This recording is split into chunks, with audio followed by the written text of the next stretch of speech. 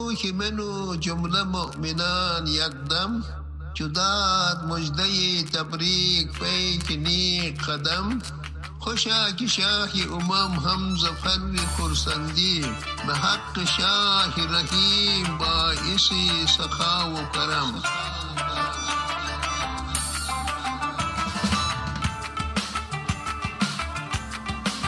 شیعہ امامی اسماعیلی مسلمان امام وقت علیہ السلام کی سالگرہ کیوں مناتے ہیں؟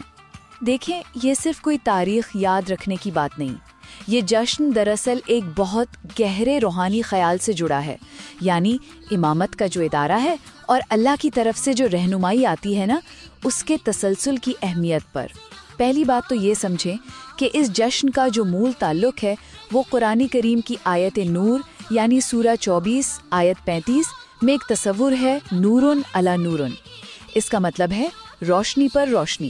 دوسرا نقطہ یہ کہ یہ آیت ہمیں بتاتی ہے کہ اللہ کی ہدایت کا جو نور ہے وہ کبھی ختم نہیں ہوتا، کبھی رکتا نہیں. ایک امام کے بعد دوسرے امام کا آنا یہ بالکل اسی طرح ہے جیسے علم، حکمت اور رہنمائی کا ایک دور ختم ہوا تو دوسرا شروع ہو گیا. یہ روشنی، یہ ہدایت انبیاء اور اماموں کے ذریعے ہمیشہ جاری رہتی ہے، اور ہر امام اپنے زمانے کے سچے رہنما ہوتے ہیں.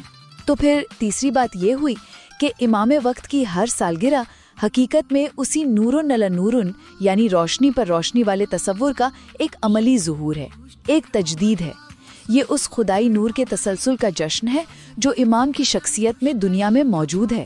تو خلاصہ یہ ہے کہ امام کی سالگرہ منانا دراصل اسی ہمیشہ رہنے والی الہی ہدایت اور نور کا اعتراف ہے جو ہر دور میں امام کی ذات سے ظاہر ہوتا رہتا ہے.